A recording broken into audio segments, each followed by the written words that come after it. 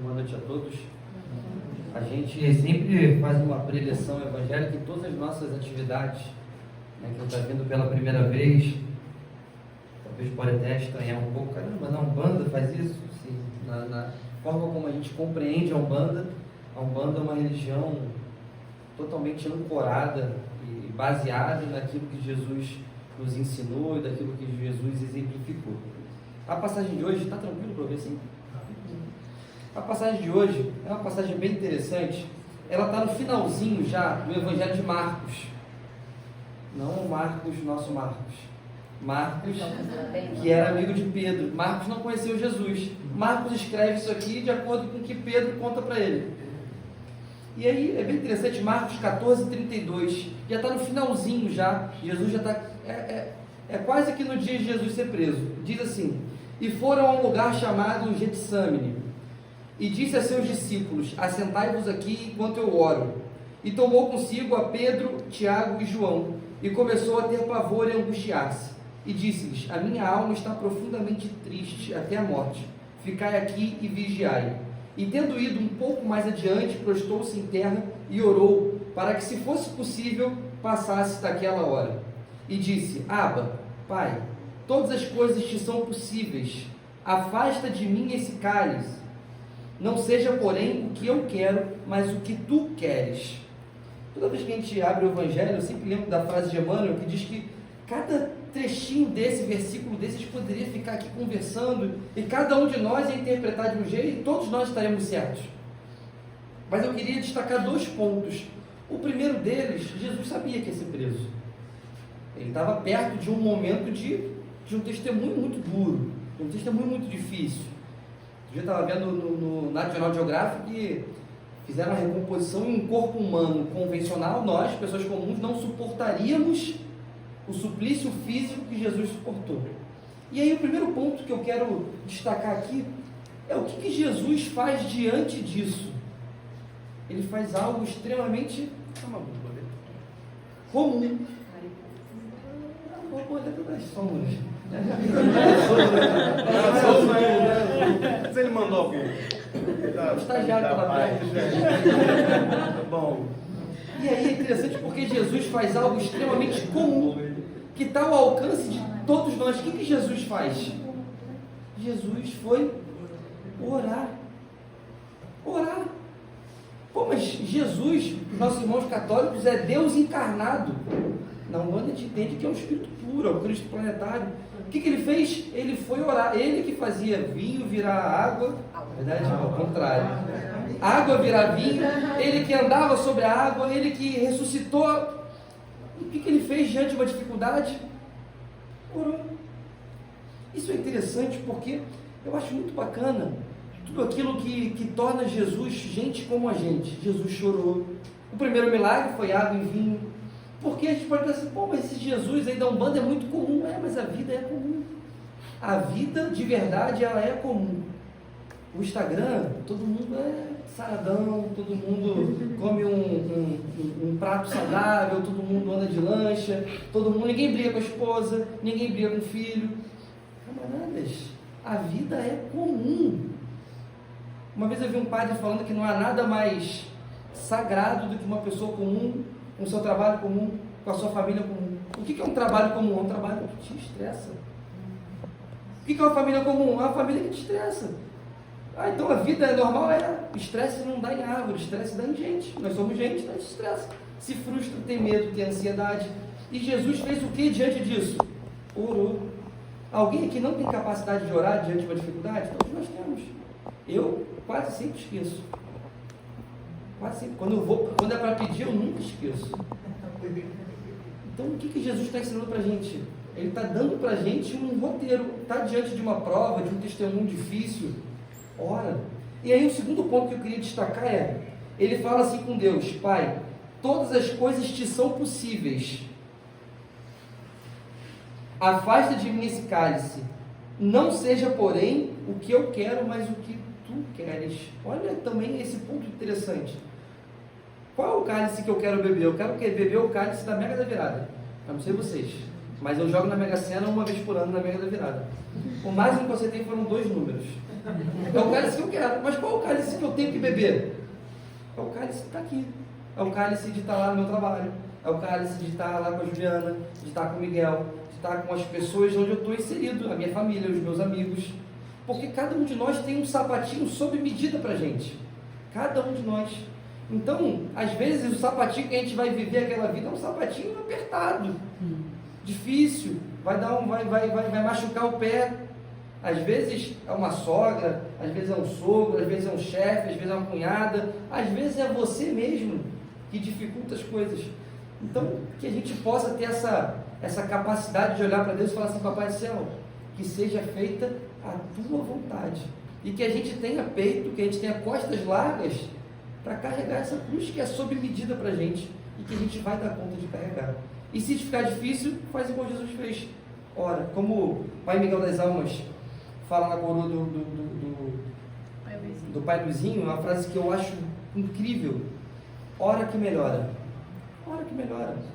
Às vezes a cruz continua do mesmo peso, mas você fica um pouquinho mais forte.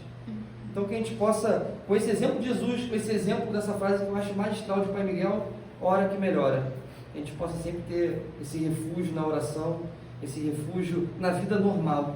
Esquecer que a vida da televisão, a vida do Instagram, talvez os mais antigos, a vida do rádio, que a gente ouvia no rádio, não é a vida de verdade. A vida de verdade é uma vida cheia de percalços, que a gente possa enfrentar todos eles com dignidade. Isso. E agora a gente vai ter o Pai Fábio. O Pai Fábio falou para mim antes de entrar: estou nervoso. Eu falei: Pai Fábio, você está em casa. Como a gente falou, mas eu não posso perder essa oportunidade de falar também. A Patrícia e o Fábio, a mãe Patrícia e o pai Fábio são pessoas de uma luz que é difícil da gente ver no dia a dia. Então, quando a gente vê, a gente quer estar perto dessas pessoas. Então, eu acho que vai ser incrível. O pai Fábio relutou para aceitar esse convite. Eu falei: Pai Fábio, fica tranquilo, vai dar tudo certo. Vai relaxar pra caramba. E eu acho que vai ser muito legal, vai ser muito legal. Boa noite a todos. Boa noite. Sou Fábio Vasconcelos, sou dirigente da... Tá todo mundo me vendo? Precisa ficar em pé? Como você Como quiser. quiser. Então eu vou começar sentado, depois qualquer coisa. eu levanto, porque eu realmente estou bem nervoso. Como já apresentado, somos da Tenda Espírita Estrela de Oiá, sob o comando do Pai Joaquim do Canavial. Temos um longo tempo de Umbanda, né? Trabalhando efetivamente na linha de frente. O que é na linha de frente? Nos atendimentos, na conversa fraterna e na linha dos fundos, lavando o banheiro, atendendo na cantina. Minha esposa Patrícia está aqui, ela pode confirmar tudo com vocês. Comecei a manifestação ali por volta dos 16, 17 anos e hoje estou aqui, graças a Deus, nervoso. Por que nervoso? Eu estou vindo depois do pai Felipe, né? Já é uma situação delicada. Aquele homem fala bem, aquele homem se expressa que você fica louco. Aí ontem eu vi uma palestra do pai Felipe, do Gregório e dessas sumidades. Aí eu falei: vou estar lá amanhã. Como é que eu vou falar? É mais difícil ainda. Vocês concordam ou discordam? É mais difícil ainda, é mais complicado. E eu fui pensando o que me faz estar aqui. O que me faz estar aqui é relembrar quando nós nos conhecemos. Nos conhecemos lá em Itaipuaçu. Na época, a Paty não pôde ir. E era uma roda de dirigentes contando as suas histórias, que eu também estava novo ali, não sabia nem o que ia falar. E começou comigo. Aí o que eu vou falar? E comecei a contar um pouquinho da história e da missão que o Pai Joaquim trouxe através da minha mediunidade. E chegou o momento deles falarem. E eu fiquei admirado. Primeiro pela educação, né? Pelo conhecimento. E na mesma hora eu remeti a minha vida com a minha esposa. A Patrícia, que hoje faz um trabalho esplendoroso dentro da casa, como dirigente também, consagrada por pai Joaquim. Naquele mesmo momento, ela não pôde ir, eu não lembro porque, sabe? Porque aconteceu alguma coisa que ela não pôde ir, e eu fui sozinho, e ao vê-los lembrei, remeti minha memória a ela, e eu falei assim, caramba, é o mesmo exemplo. E quando ele me ligou, eu falei assim, o que eu vou falar? Porque aqueles dois que foram referências para mim lá atrás, naquele lugar, junto da minha esposa, estão me convidando, e como é que eu vou dizer que não? Então o primeiro momento foi relutar e depois pensar, o que vou falar? E novamente voltei ao dia que nós nos reencontramos.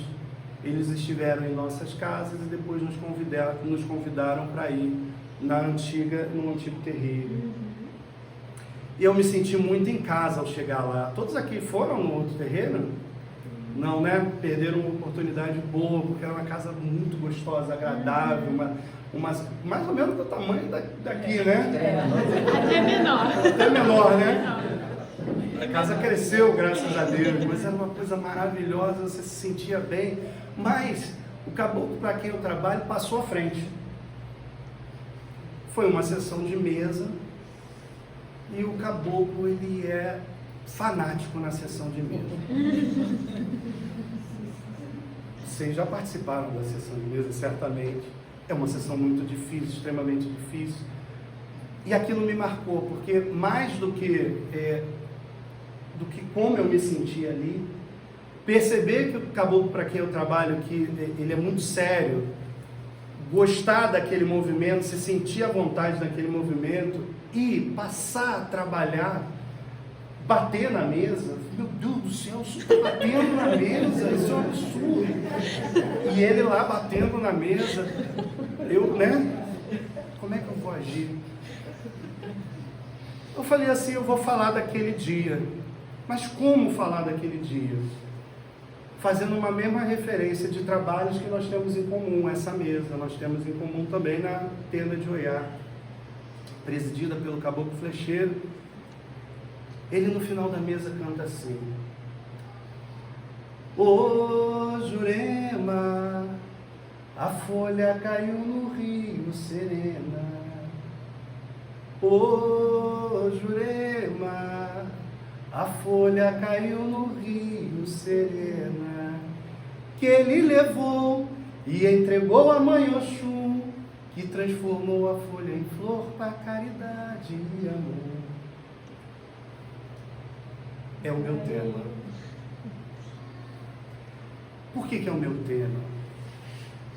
Porque todo mundo acharia que eu chegaria aqui para começar a contar um itã, uma lenda de mãe Oxum, que é a minha mãe também, e que não deixa de ser.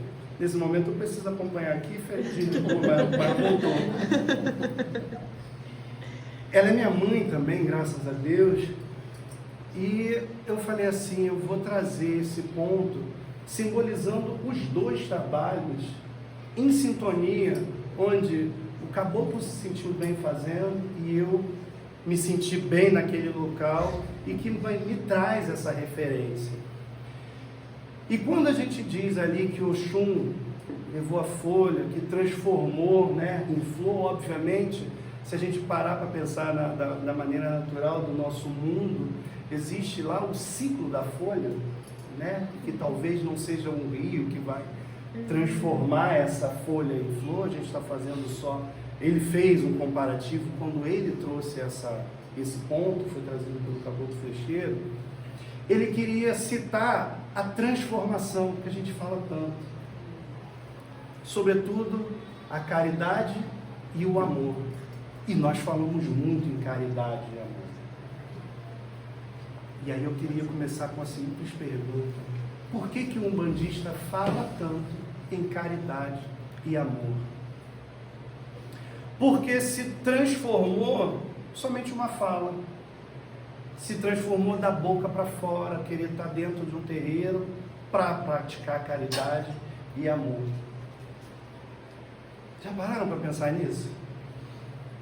Nós entramos num modelo automático de que eu preciso me transformar. Como eu me transformo? Eu vou lá no terreiro, porque lá eu pratico caridade e pratico amor. Alguém consegue conceituar caridade? É uma pergunta. Eu também não consigo. Mas a gente tem algumas formas de buscar. Eu vou aqui lê-las. Primeiro, de acordo com o significado da palavra. Eu fui lá no Google e coloco: o que é caridade? Caridade nada mais é do que chamamos de BIP. Sabe o que é BIP? É difícil. Mas vamos lá. Continua buscando. É o quê? Fala. Benevolência, indulgência e perdão. Onde é que nós vamos buscar isso? Lá no Google? Pode ser também. Mas para a gente chegar no BIP, benevolência, indulgência e perdão, a gente precisa ir lá no livro dos Espíritos. Questão 886, vou ler, tá? Não sei de cabeça. É difícil. Qual o verdadeiro sentido da palavra caridade como entendia Jesus? Benevolência com todos, indulgência para as imperfeições dos outros, perdão das ofensas. O amor e a caridade são complemento da lei de justiça, pois amar o próximo e fazer-lhe todo o bem que nos seja possível e que desejarmos nos fosse feito, né? Tal o sentido dessas palavras de Jesus: amai-vos uns aos outros como irmãos. Bonito. Mas ainda assim, o que é caridade? Bom, já sei que caridade, ela faz um link com benevolência, com indulgência, com perdão. E aí eu consigo ir no Google e traduzir um pouco mais. Quando a gente fala em benevolência, a gente fala em bondade de ânimo para alguém. A gente fala em indulgência, disposição para perdoar culpas, misericórdia. E perdão, remissão de pena ou de ofensas, de dívidas, desculpa. Eu vou abrir um parêntese.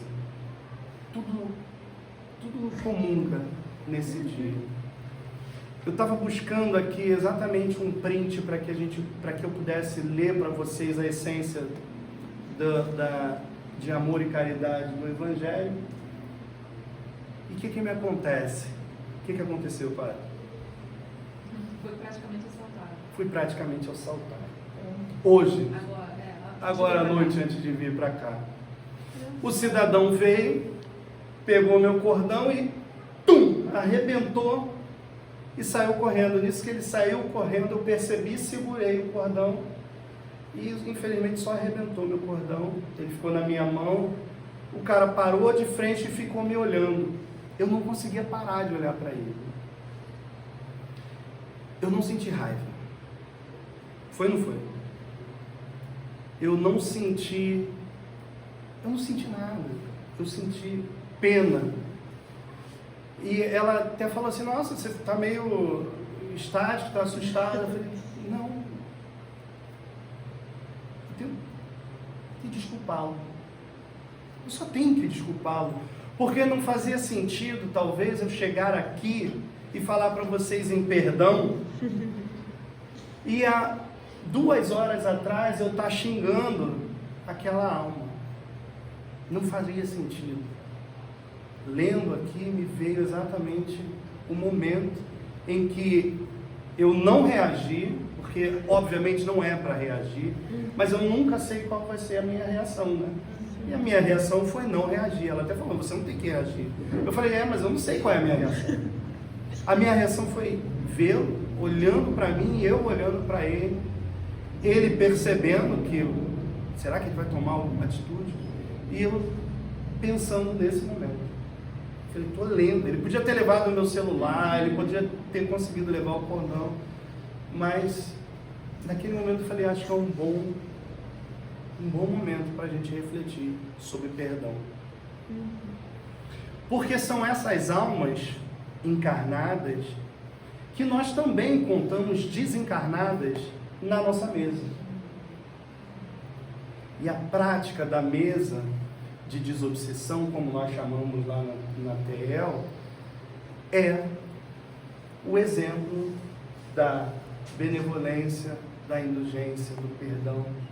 Porque é um momento em que a alma chega ali, eu não sei se é a mesma forma que aqui se trabalha, mas lá é um momento que ele chega mal, que ele chega desesperado, e que o médium, em sua essência caridosa, se permite transformar aquela alma.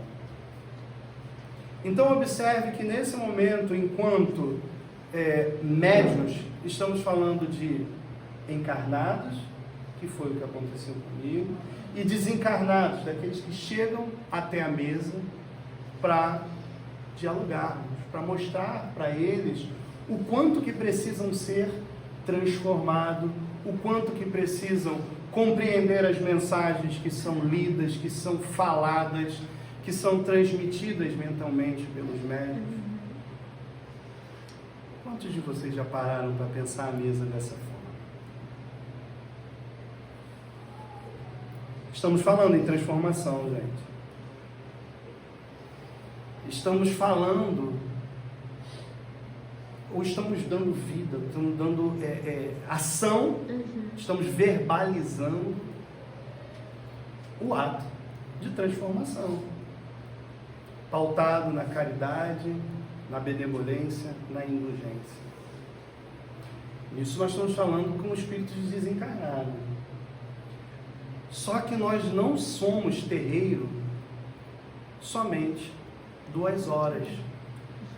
Nós somos terreiro, eu falo 24, mas não, 2 horas nós estamos aqui dentro, então nós somos 22 horas terreiro. O que nós estamos fazendo lá fora? O que vocês estão fazendo lá fora? O que vocês estão pegando aqui dentro, na casa da Mãe Ju? Posso chamar de Mãe Ju? Desculpa, tá? O que vocês estão pegando aqui e levando lá para fora? Já pararam para pensar? Hoje eu parei para pensar. Hoje eu levei o perdão. Não consigo fazer isso o tempo inteiro. No meu trabalho, então, nossa, é cansativo. É muito cansativo. E, detalhe, a gente trabalha no mesmo lugar.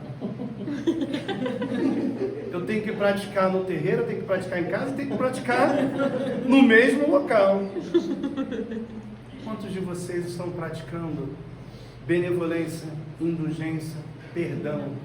A gente já sabe que tudo isso caracteriza o BIP. Quantos de vocês estão praticando caridade e amor lá fora? Com o outro. Porque a gente fala também o tempo inteiro de transformação, de autodisciplina, de autoconhecimento, mas o que nós estamos fazendo com o outro? Porque dentro do terreiro eu consigo fazer com o espírito desencarnado. Eu estou aqui dentro, eu sou o anjo. Eu consigo ouvi-lo, eu consigo dialogar com ele. Aqui dentro eu sou o anjo. Aqui dentro eu trato todo mundo bem. Eu dou boa noite a todo mundo. E lá fora? Quantas pessoas que estão limpando as vias públicas, eu dou bom dia. Eu não estou olhando essas pessoas. Eu queria linkar novamente com um ponto a transformação da folha em flor, porque a flor é aquela coisa bela, aquela coisa bonita. Mas eu quero que você pegue essa folha, essa flor, e leve para o seu dia a dia, porque minha vontade hoje aqui é que a gente não viva as experiências de dentro do terreiro, mas as experiências extraterreiro, que é onde a gente está tendo problema. Estamos tendo muitos problemas. Sabe por quê? Porque você vai sair do terreiro. Isso é temporário. Vocês acreditam nisso também? Alguém acredita? Eu não acredito que viveremos sempre no mesmo terreiro até os últimos momentos de nossas vidas. Por que eu não acredito? Estou fazendo uma estatística da minha casa. Na minha casa, não é verdade? 60% dos médios saem. Sabe disso? É uma estatística que poucas casas fazem. Mas depois de um determinado tempo, e depois de determinadas turmas maturadas, que assim eu chamo e eles classificam, elas saem. Saem por diversos motivos. Existe uma idade também para que isso aconteça, um intervalo ali onde há um pico, né, de pessoas de determinadas idades, elas saem mais, mas o comportamento ele vem se mantendo ao longo das turmas que nós abrimos, que é de 2 em 2 anos. É difícil entrar na nossa casa, não porque a gente quer, é porque nós queremos dar atenção, nós queremos ajudar no desenvolvimento das pessoas. E, pasmem, 60% saem. Depois da turma maturada. Da turma maturada eu vou dizer aí mais de 6 anos. Por que eu estou mencionando isso? Porque não tem problema a pessoa sair. Ela é livre. Mas ela precisa sair e levar o que a tenda de Umbanda tem de bom para oferecer. Ela precisa levar aquilo que nós falamos o tempo inteiro de caridade, de amor para o dia a dia. Essa é a minha preocupação. Talvez essa seja a preocupação de um dirigente de Umbanda. A preocupação de Pai Joaquim. Pensem nisso, o que nós estamos levando lá para fora.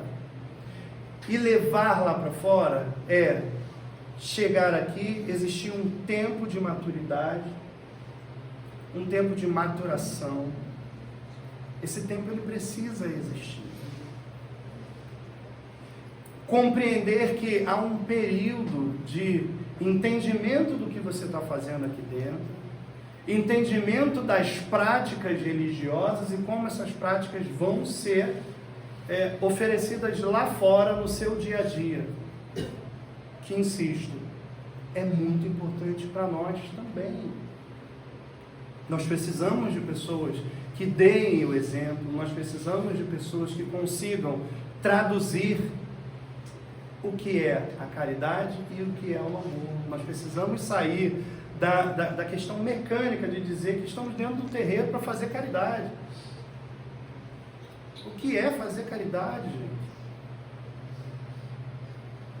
E só me disponibilizar, estar aqui é fazer caridade?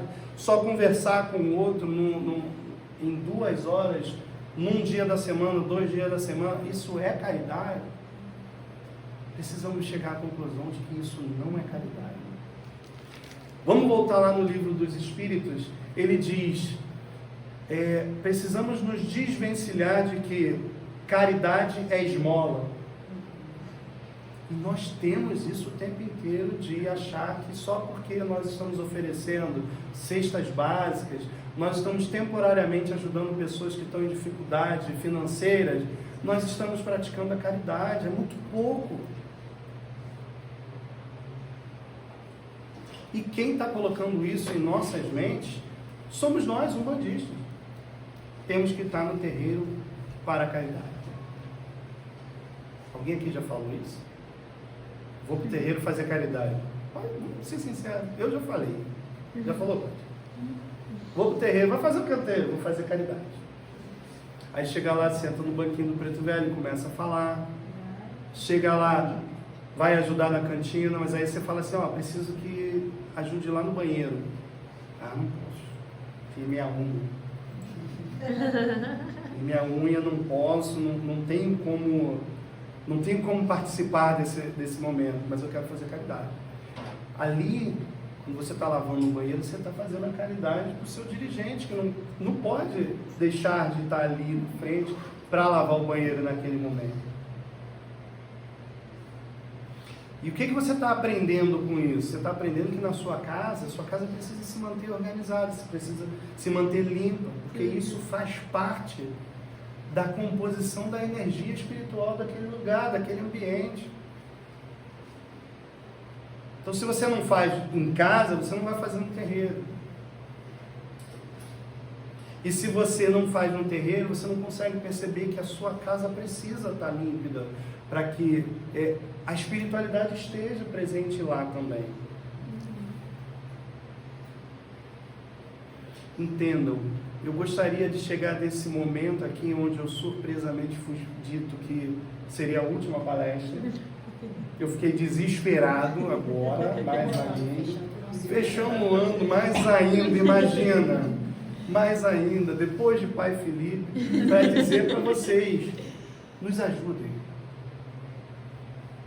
Olha, eu estou até falando isso, né? Perdão. Nos ajudem, não nos procure. Quando eu falo não nos procure, não são os dirigentes, é a Umbanda. Não nos procure somente para prestar caridade. Nos procure para levar a caridade para fora da tronqueira, porque isso vai produzir um mundo melhor. Isso vai fazer com que nós consigamos envolver-nos de mentes positivas, de mentes caridosas. Conseguiremos dialogar com irmãos de outras ramificações, de outras igrejas, para que a Umbanda saia dos 3% do último IBGE. Vocês acompanharam? Isso é reflexo, não acompanhou? A Umbanda cresceu, saiu de 0,5 ou 1 para 3% da nossa população, que ainda é pouca. Ainda é pouca. E esse crescimento, ele tem muito dos jovens, que têm uma dificuldade muito grande de entender as nossas essências, de entender as nossas necessidades, de quê? De caridade e de amor. Graças a Deus eu estou vendo um público mais maduro aqui, né? De maior idade. Na minha casa nós temos um grupo muito jovem também. É muito misturado, né, padre? Mas nós temos um grupo lá de 20 a 30% de menores de 35 anos, que eu acho que é mais ou menos a idade que está aqui, 35 anos, mas aqui pessoas muito mais robustas, muito mais sérias. Olha a nossa responsabilidade de dizer para esses jovens que pega essa caridade que você quer fazer e que quer colocar na mídia, me ajuda a botar lá fora, tratando a sua mãe bem, tratando o seu pai bem. Leva o seu desenvolvimento lá para fora.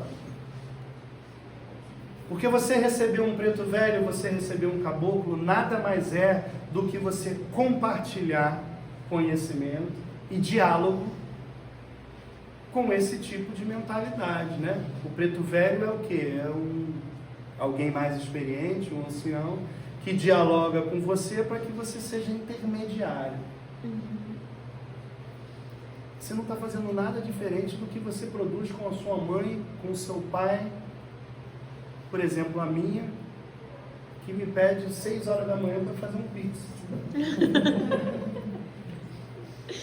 É dose. É verdade ou é mentira, padre? Ela fica lá. Pô, você está com pressa, né? Estou com pressa, tenho que sair do trabalho. Dá para fazer um pix para sua irmã? Dá para fazer um pix.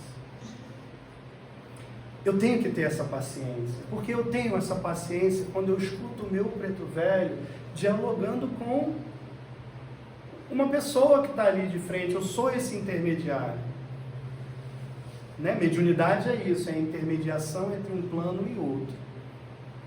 Então, se eu ouço o meu preto velho com carinho para orientar alguém, eu preciso ter esse carinho com os meus. É difícil? É. Então, onde é que você está praticando o perdão e a indulgência? Lá fora. E a gente não consegue pensar assim. Nem eu. Nem eu. Mas eu acho que é meu papel começar a trazer aqui como reflexão esse momento, para que a gente saia de dentro do terreiro só com a ideia de que A gente tem que se transformar aqui dentro. Aqui não, aqui nós vamos reunir ferramentas que nos ajudem a levar lá para fora essa transformação. E aí eu queria a participação de vocês. Que transformação é essa? Quem pode me ajudar? Vamos lá. Não é um monólogo, não pode ser um monólogo. Que transformação é essa? Vai, me ajuda. Que transformação? Transformação moral. Transformação moral. Olha que legal. Que transformação é essa? Traz para o seu dia a dia. Empatia.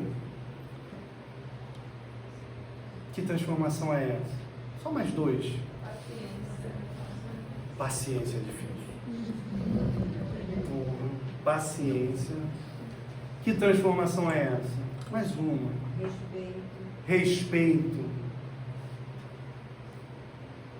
São situações que a Umbanda pede a sua transformação. Não aqui dentro, lá fora, onde é mais difícil. Onde os guias não estão do seu lado. Porque eu, pelo menos, não tenho os guias o tempo inteiro falando comigo 24 horas. Às vezes eu fico desesperado. Por exemplo, nesse momento, eu achei que eu ouviria um dos dois. Estou sendo muito sincero. Porque eu estou dentro de um terreiro onde o seu flecheiro falou que adora. E Pai Joaquim, né, como meu orientador espiritual, como meu guia, precisava estar aqui. Emmanuel ficava ao lado de Chico, mas infelizmente nesse momento eu não os sinto. Talvez eles devem estar lá na sessão. Está tendo sessão hoje? Eles devem estar lá, né? Eles têm o que fazer, né? Eles têm o que fazer. Não que eu não tenha, mas cada um na sua função. Eles têm a missão espiritual deles. Eu tenho a minha missão material. A minha missão material é hoje estar aqui, representando a Tenda Estrela de Oiá. Conversar com vocês exatamente o que eles conversam conosco. Por favor, se transformem, se refaçam. Levem lá para fora as dificuldades que vocês enfrentam. Deem a orientação lá fora. Estar dentro de um terreiro de Umbanda não é só aprender a trabalhar para os guias. Eu converso muito lá na TL, porque o Caboclo Mirim, né, junto com o Benjamin, eles nos ensinaram. O desenvolvimento é aprender a trabalhar para as almas. Então, no desenvolvimento, nós estamos aqui aprendendo a trabalhar para eles. O que eles querem, o que eles desejam, como eles desejam, da maneira que eles desejam. As suas comunicações, elas são adquiridas, elas são refletidas, até porque muitas das vezes no momento do diálogo, da consulta, muita coisa vem para você, né? E o nosso momento de consciência, como médiuns conscientes, nos permite falar assim, parece que ele está falando comigo. Aí você fica tão sem graça que você não quer nem passar a mensagem. Meu Deus do céu, está falando comigo, mas eu vou falar isso mesmo. É óbvio que é numa fração de segundos. Você acaba falando, mas você sabe que aquela mensagem é para você. E a gente fica querendo descobrir quem foi o guia, de onde veio o guia, qual foi a última encarnação do guia, se foi um rei, se foi uma rainha, ou se foi tudo aquilo que nós sabemos que desejamos que os nossos guias fossem, e que não é nada daquilo. Mas eles falam conosco, e quando eles falam conosco, é para pegar isso e levá-lo para fora. Então, tudo que nós aprendemos para a transformação, para a caridade, para o amor, não é dentro do terreiro. Porque lembre, as pessoas saem. As pessoas vão embora. E elas precisam levar alguma coisa. Tem que ter algum legado da Umbanda como religião nessas indas e vindas. Nessas 22 horas que nós vivemos lá fora, nós precisamos que aquele legado que nós construímos aqui dentro seja reparado pelos outros, seja exemplificado, seja compreendido. Eu conto com vocês. Eu desejaria sair daqui hoje com a sensação de, eu acho que é ele. Eu acho que é ele. Não é azul, mas eu acho que é um enviado. Eu desejaria sair daqui com essa vontade de que minha mãe Oxum me ajudou a transformar essas folhas em belas flores. E que essas flores fossem distribuídas nos diversos jardins que a Umbanda vai vai colocar diante de vocês para ouvir uma palavra, um conforto, um carinho. Você vai até onde é o seu limite. Depois você indica para o terreiro. É mesmo isso? É mesmo? Depois você indica para o terreiro.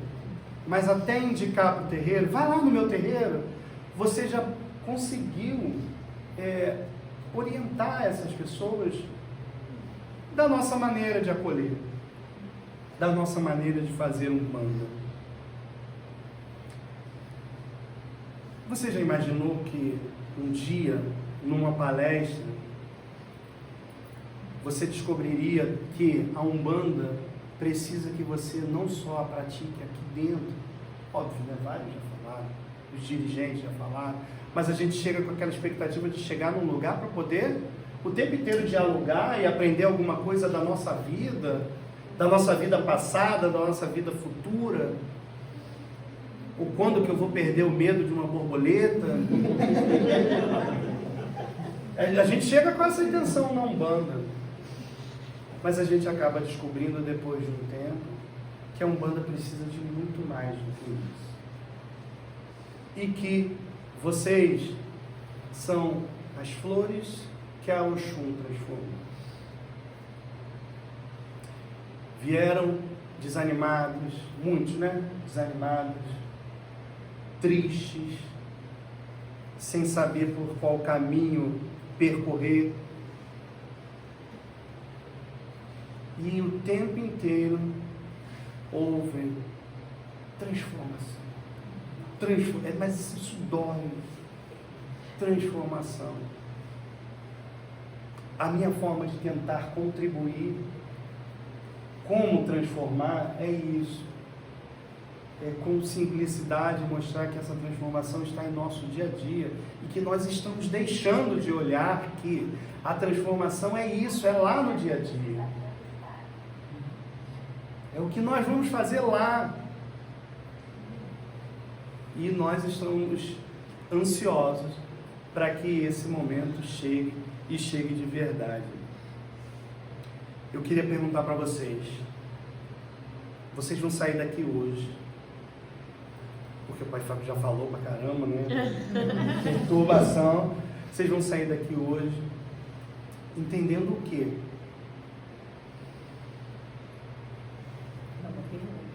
É uma pergunta. Pode ir um de cada vez, né? Vamos lá. Quais são as lições que a gente aprende hoje? Praticar pra frente. E o que é que nós aprendemos? Benevolência, paciência. Né? É muito difícil, né? Como é que a senhora acha que vai botar isso em prática? Contando até 10. É o início, é o desenvolvimento lá fora. Aconteceu, passou uma moto, você fica contando até 10, contando. É difícil, muito difícil. Eu imagino. Mas é possível? Depende da vontade.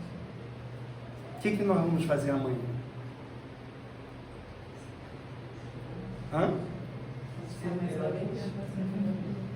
Vamos dar bom dia ao padeiro? Vamos dar bom dia ao padeiro? Podemos? Sim. Porque dando bom dia ao padeiro eu já me coloco no lugar dele, em que eu estou sendo percebido. O Preto Velho faz isso. Ele faz você se perceber ali. Então, vamos combinar? Tudo bem, pode não ser o padeiro, mas vamos dar bom dia amanhã? Vamos dar bom dia. Porque quando falamos em caridade, quando falamos em amor, nos consideramos como as flores transformadas por Oxum. É fundamental refletir. O que nós vamos levar nesse pós-encontro? Saiam daqui com essa pergunta e com esse exercício. Vamos dar bom dia, por favor. O que passaremos a fazer diferente após a trunqueira? Vamos dar bom dia. Afinal, eu concluo, a cada pós-sessões somos levados pelo rio que nos entrega nos braços da Mãe Oxum para a caridade e para o amor. E essa entrega deve se manifestar de forma prática em nosso dia a dia. Voltando, sem saber o que apresentar a vocês hoje, eu trago um ponto trazido pelo Caboclo Flecheiro, que diz: ô Jurema, a folha caiu no rio serena. De novo. Ô Jurema, a folha caiu no rio serena, que ele levou e entregou a Mãe Oxum, que transformou a folha em flor para caridade e amor. Todos, vai. Que ele levou e entregou a Mãe Oxum, que transformou a folha em flor para caridade e amor. Eu Saravá Fraterno.